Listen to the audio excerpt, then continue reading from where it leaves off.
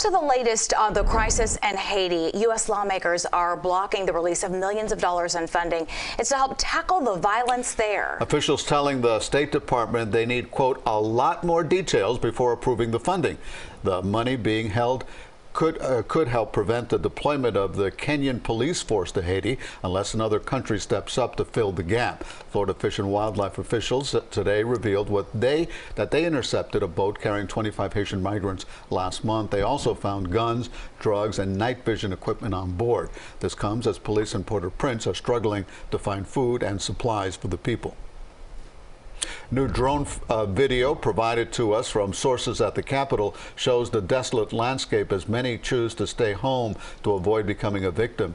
Meantime, Florida senators have come together to ask President Biden for his help to secure Florida's borders. CBS News Miami's Tania Francois has really been all over this story, bringing us the latest developments for weeks now. She joins us live from Little Haiti. So, Tania, what's the latest at this hour? Naja, reports are circulating through social media in Haiti already warning of potentially more violence coming this weekend, while people in Haiti are turning to American media, including CBS News Miami, hoping anyone will see their desperation and send help. What is life like in Haiti right now?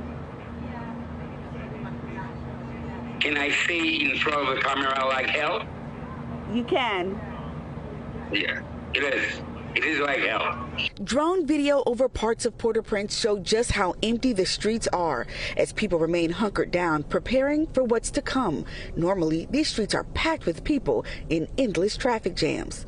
Unverified reports circulating through Haitian social media warn of even more violence coming this weekend. Still pictures show factories being looted as more and more people grow even more desperate and hungry.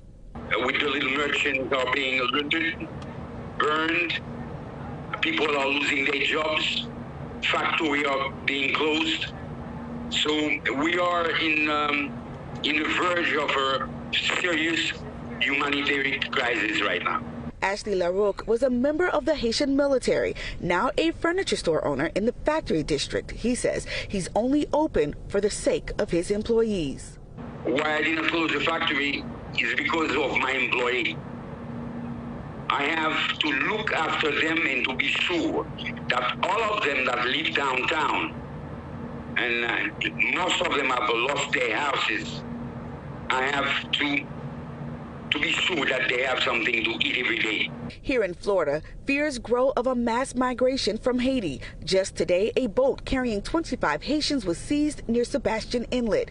Governor DeSantis has vowed to secure Florida's borders. Some brutal reports that are happening. We want to make sure that we're protecting Floridians, and so we have authorized additional officers with the relevant agencies.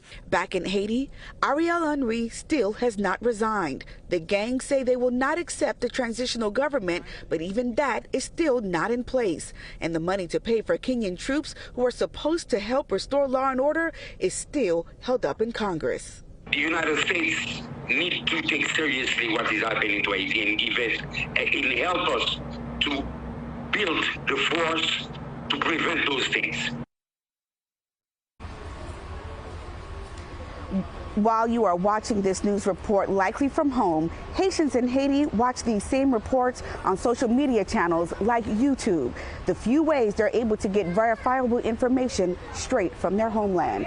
Meanwhile, coming up at 6 o'clock, I speak to a Haitian pastor, a priest, and he sends faith and hope back home. That story tonight at 6. For now, live in Little Haiti, Tania Francois, CBS News, Miami.